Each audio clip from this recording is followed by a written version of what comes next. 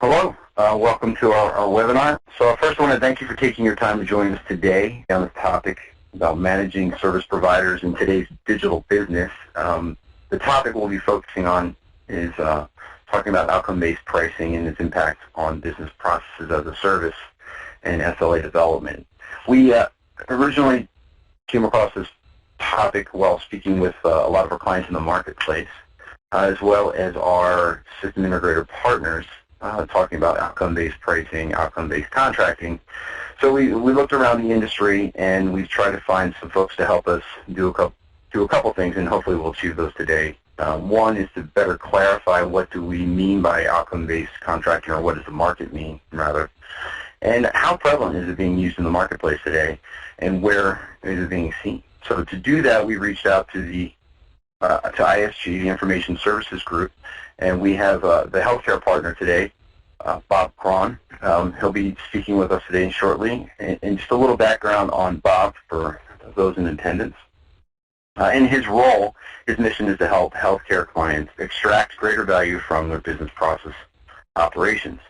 He's a recognized thought leader and actively speaks at conferences, at the corporate leadership, and in publications. In his time with ISG, he has supported clients including Blue Cross Blue Shield, Aetna, Anthem, TriZetto, State Farm, and many others.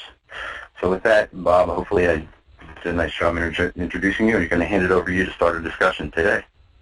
Thank you very much. You did a very nice job in the introduction. And once again, our thanks from ISG for the participants on the call today. We've got a very robust topic, not a lot of time, but we'll do our best to provide an overview. And as was indicated, the slides will be available, and you'll have our contact information if you've got further questions that we don't get to as part of this webinar.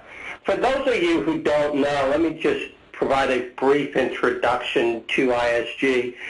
For those that aren't familiar with the ISG brand, you may or may not be familiar with TPI and Compass, two of the legacy brands that are now under the ISG umbrella. Today we have over 950 professionals operating in 21 countries. We consider ourselves the global leader in business transformation, sourcing advisory services, and market analytics. In many ways, TPI has invented this industry. We service over 70% of the Forbes Global 100, have advised over 60% of all advisory-led transactions. We have achieved more than $65 billion in savings for our clients, and we are also a market leader in sourcing strategy and benchmarking engagements. As for my introduction, my name is Bob Krohn, and I head up the healthcare practice here in the Americas. So what that means is I'm responsible for all sales and delivery in healthcare in the Americas region. What also happens at ISG, as happens with many firms our size, is we wear multiple hats.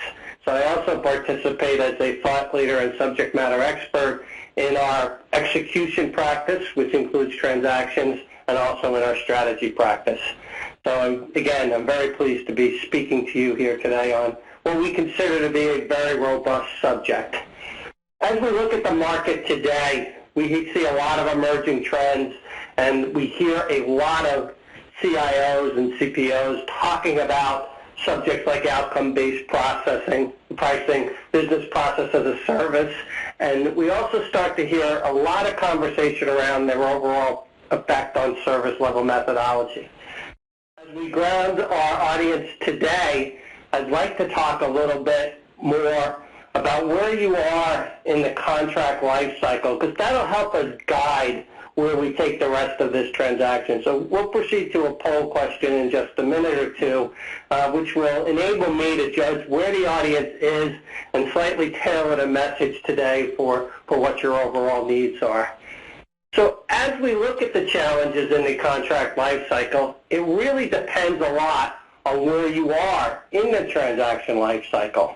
If you started off on a contract and you would appear on this chart, you could be in year 1, 2, 3, 4, or 5, and you have different needs and different interests depending upon where you are in that life cycle. So for example, if you are really somewhere around year 3, questions that we hear asked all the time are, how do I obtain flexibility and scale that matches my business requirements? So you went into this outsourced agreement, whether it's for application management, infrastructure, business process as a service, whatever. You've gone along the life cycle. You're in about year 3, and you realize you may or may not have a good deal on your initial pricing constructs, but as you move down into the contract, your business requirements have changed and your pricing requirements have also changed.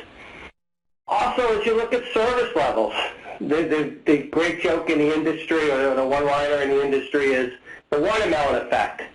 All the service levels are great on the outside, but our business partners are red on the inside.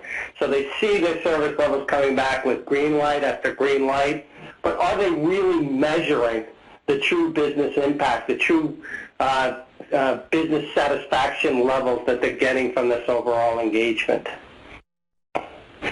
That's where people start to talk about outcome-based pricing and the effect that it has on service levels.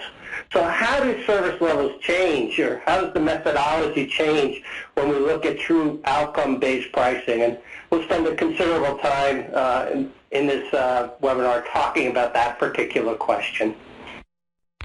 Pricing. How do we effectively migrate to outcome-based pricing? So we'll talk in a couple minutes about what outcome-based pricing is, at least from a market perspective, and then we'll also spend a few minutes emphasizing how the migration actually does occur.